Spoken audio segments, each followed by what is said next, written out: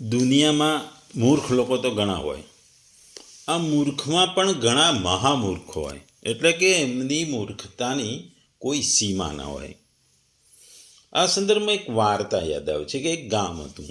હવે એક ગામમાં ખેડૂત રહેતો હતો. એના પોતાના 5 પુત્રો હતા.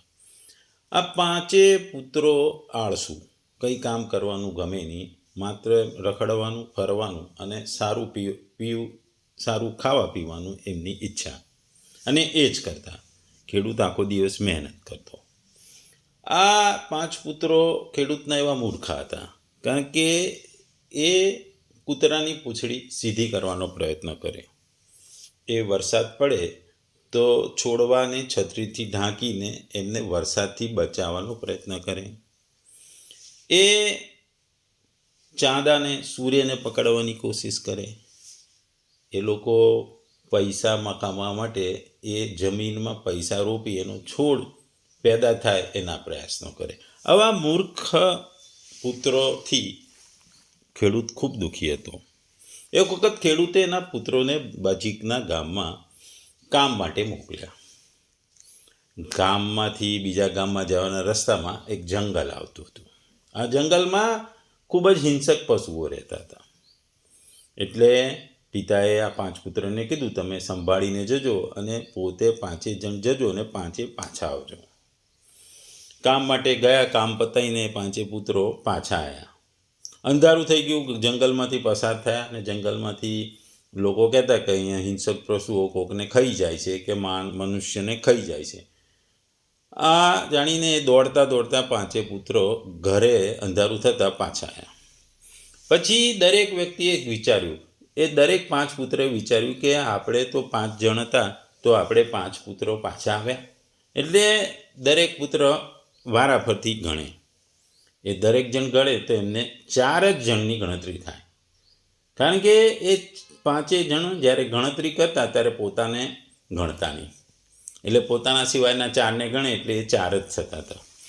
એટલે એ લોકો વિચારમાં પડી ગયા. દરેક જણે ગણ્યું તો કે 4 જ જણા, એટલે કે એક વ્યક્તિ ખોવાઈ ગયો. એટલે એ લોકો વિચારમાં પડ્યા. પછી બૂમો પાડવા માંડ્યા, રોડ કકળ કરવામાં કે આપણામાંથી એક ગુમ થઈ ગયો. એટલામાં એના પિતા આવ્યા. એમને પૂછ્યું કે શું થયું. એટલે 5 પુત્રોએ કીધું કે આવું થયું. એટલે કે અમે આવ્યા તો ખરા, જંગલમાંથી પાછા આવ્યા, પણ આપણામાંથી એક ભાઈ ગુમ થઈ ગયો. એટલે ખેડૂતે તો જોયું કે 5 5 છે. એટલે એમને પૂછ્યું તમે કેવી રીતે ગણે. એટલે દરેકે ગણતરી બતાવી. તો ખેડૂત તો સમજી ગયો કે પોતાના પુત્ર મૂર્ખ તો છે જ, પણ આ તો મૂર્ખોના પણ મૂર્ખાઓમાં પણ મૂર્ખ છે, એટલે મહામૂર્ખ છે. એટલે એને આ પુત્રોને સમજાવવા માટે એણે હાથમાં એક લાકડી લીધી. પછી એણે ગણવા માટે પહેલા પુત્રને કર્યું, જોશથી લાકડી મારીને કીધું જો આ 1. પછી બીજાને લાકડી મારી કે આ 2. આ ત્રીજાને લાકડી મારીને કીધું 3. ચોથાને લાકડી મારી કે આ 4. અને 5માને લાકડી જો 5. એમ ગણતરી કરે એને કીધું જો 5ને મેં માર્યા અને 5 જણ છે. એટલે આ ખેડૂતને ખબર હતા એના પુત્રો મૂર્ખ નહીં, મહામૂર્ખ છે. એ જ વાત અહીં ભગવાન આ શ્લોકમાં આપણને સમજાવે છે કે મૂર્ખો જે ભગવાનને પણ જાણતા નથી. મૂર્ખ એ વ્યક્તિ હોય છે પોતાને તો જાણતા નથી, પોતાના સંબંધીઓને નથી જાણતા, પણ મહામૂર્ખો જે હોય છે જે ભગવાનને પણ જાણી શકતા નથી. એ જ વાત આ શ્લોકમાં ભગવાને કીધી છે. ભગવદ્ ગીતાનો અધ્યાય 9મો, શ્લોક 11મો. અવજાનંતી મામ મૂઢા માનુષ્યમ તનુમાશ્રિતમ પરમ ભાવમ અજાનત મમ ભૂત મહેશ્વરમ. ગુજરાતીમાં આ શ્લોકને જો જોઈએ તો, હું જ્યારે મનુષ્ય રૂપે અવતરું છું ત્યારે મૂર્ખ લોકો મારો ઉપહાસ કરે છે. તેઓ સચરાચરના સર્વોપરી સ્વામી તરીકે મારી દિવ્ય પ્રકૃતિને જાણતા નથી કે ઓળખી શકતા નથી. બીજા શબ્દોમાં ગુજરાતીને આ શ્લોકમાં કહીએ તો, મારા પરમ ભાવને નહીં જાણનાર મૂળ માણસો મનુષ્ય શરીર ધારણ કરાર મુજ સગળા ભૂતોના મહાન ઈશ્વરને અવગણે છે.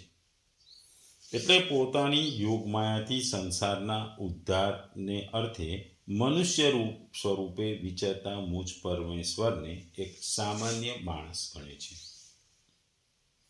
આપણે જોયું કે ભગવાન જ્ઞાન સહિત વિજ્ઞાનનું જે જ્ઞાનનું વર્ણન કરી રહ્યા છે એ આ અધ્યાયના 4 થી 6 શ્લોકમાં ભગવાને સગુણ નિરાકાર સ્વરૂપના તત્વને તેના પ્રભાવ સાથે સમજાવ્યું. પછી 6 પછી 7 થી 10 શ્લોકમાં સૃષ્ટિના રચનાના તમામ કર્મોમાં પોતાની અસંગતતા અને નિર્વિકારતા બતાવી અને એ વસ્તુ એ કર્મોની દિવ્યતાનું તત્વ બતાવ્યું. હવે ભગવાન પોતાના સગુણ અને સાકાર સ્વરૂપનું મહત્વ, તેની ભક્તિના પ્રકાર અને તેના ગુણ અને પ્રભાવના તત્વને સમજાવવા માટે પ્રારંભ કરે છે.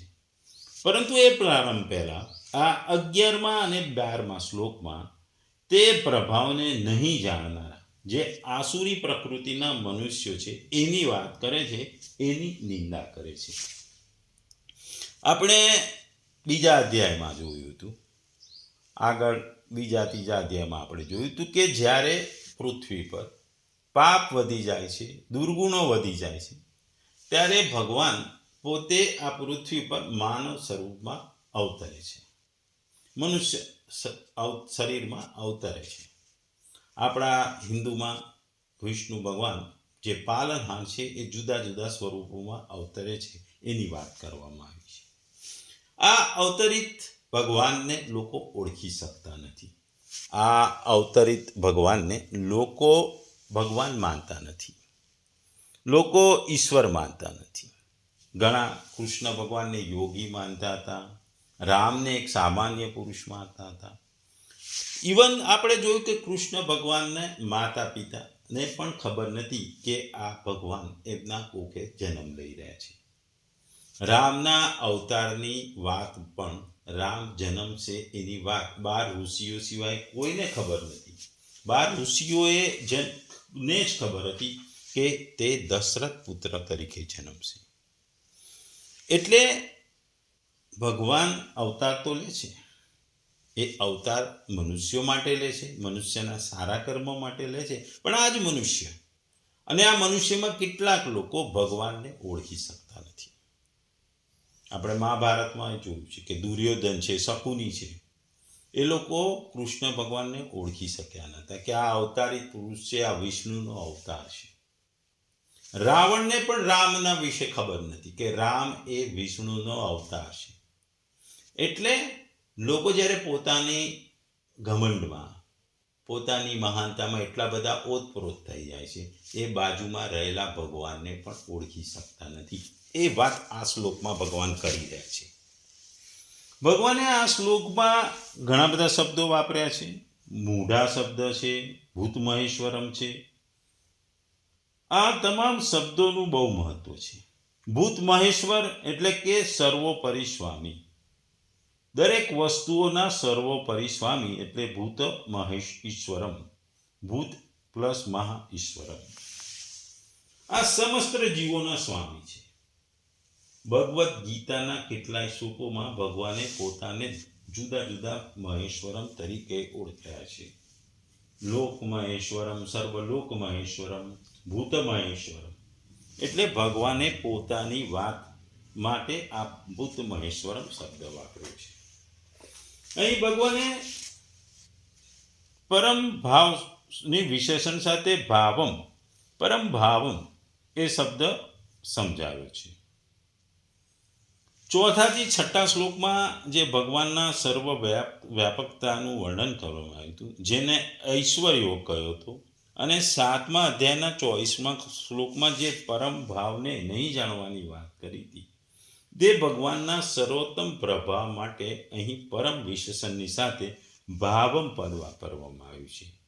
સર્વધાર, સર્વવ્યાપી, સર્વશક્તિમાન અને સર્વેના કરતા હતા પરમેશ્વર જ બધા જીવો ઉપર અનુગ્રહ કરીને બધાને પોતાના શરણમાં લે છે અને ધર્મ સંસ્થાપન, ભક્તોના ઉદ્ધાર વગેરે અનેક લીલા કાર્ય કરવા પોતાના યોગ માયા થકી મનુષ્ય રૂપમાં અવતાર લે છે. આ રહસ્યને નહીં સમજવું અને તેના પર વિશ્વાસ નહીં કરવો એ જ તે પરમ ભાવને નહીં જાણવાનો એવો મતલબ થાય છે. ટૂંકમાં ભગવાનનો સ્વરૂપ કેવો છે? જે પરમાત્મા સત્તા સ્ફૂર્તિ મેળવી પ્રકૃતિ અનંત બ્રહ્માંડોની જે રચના કરે છે, જે પ્રાકૃતિક અને તેના કાર્યમાં સંચાલક છે, પ્રવર્તક છે, શાસક છે, સંરક્ષણ છે, જેની ઈચ્છા વગર પાંદડું પણ હલી શકતું નથી. અને એમની ઈચ્છાને પ્રમાણે જે પ્રાણીઓ પોતાના કર્મ કરે છે એ જ પ્રમાણે લોકો જુદા જુદા લોકમાં જાય છે. અને એની ઉપર જે શાસન કરે છે દેવતાઓ છે એની ઉપર પણ એના માલિક એ સર્વજ્ઞ ભગવાન છે, એ ભૂત મહેશ્વરમ છે એવું કહેવાય છે. અહીં પરમભાવ એ મારો સર્વોત્કૃષ્ટ પ્રભાવને અથક કાર્ય કરવામાં ન કરવામાં અને એને વિપરીત ક્રિયા કરવામાં જે પૂર્ણ રીતે સ્વતંત્ર છે, જે કર્મ કલેશ વિપાક વગેરે કોઈ પણ વિકારથી ક્યારેય બંધાયેલો નથી. બીજું, માનુષી તનુમાં આશ્રિતમ. ભગવાનને મનુષ્ય માનવા એટલે શું? એનો મતલબ શું? જેવી રીતે સાધારણ મનુષ્યને પોતાને શરીર હોય છે, કુટુંબ કબીલા હોય છે, પરિવાર હોય છે, ધન સંપત્તિ મકાન બધું હોય છે, પોતાનો પદ હોય છે, એનો અધિકાર હોય છે વગેરેને આશ્રિત માને છે, અથવા શરીર કુટુંબ વગેરેની ઇજ્જત પ્રતિષ્ઠાને પોતાની ઇજ્જત પ્રતિષ્ઠા માને છે. તે પદાર્થો મળવાથી પોતાને મોટો માને છે અને ન મળવાથી એ પોતાને નાનો માને છે.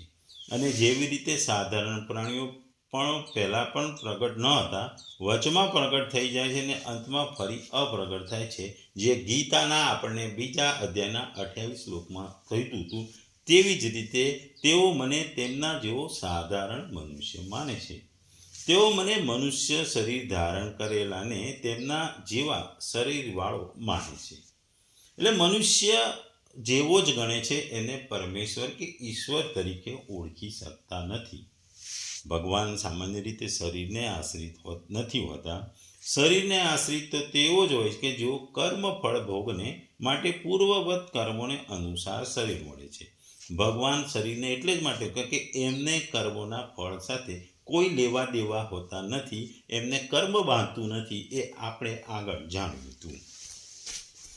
અને ભગવાને આપણે જોયું કે જુદા જુદા અવતારો પોતાની સ્વતંત્રતાને જરૂરિયાત પ્રમાણે સમાજના રક્ષણ માટે, સમાજના હિત માટે લે છે. મત્સ્ય અવતાર છે, કશ્યપ છે, વારા અવતાર છે, કૃષ્ણ અવતાર છે, રામ અવતાર છે, એ બધા એમના અવતારો છે. એટલે ભગવાન જ્યારે જરૂર હોય છે ત્યારે એ પોતાની ઈચ્છાથી, સ્વેચ્છાથી, સ્વતંત્રતાથી અવતાર લે છે. અહીં અવજાનતી માં મૂઢા, જેની અધ્યક્ષતામાં પ્રકૃતિ અનંત બ્રહ્માંડોને ઉત્પન્ન કરે છે અને લીન કરે છે, જેની સત્તા સ્ફૂર્તિથી સંસારમાં કંઈ થઈ રહ્યું છે, જેની કૃપાથી મનુષ્ય શરીરનું છે, એવા મારા સત્ય તત્વની મૂળ લોકો અવહેલના કરે છે અને તેઓ મને ન માનીને ઉત્પન્નશીલ અથવા વિનાશીલ પદાર્થોને સાચું માની તેમનો ઉપયોગ, એમનો સંગ્રહ એને ભોગવવાની પાછળ પડ્યા રહે છે. અને આ જ મારી અજ્ઞા છે, આ જ મારી અવહેલના છે.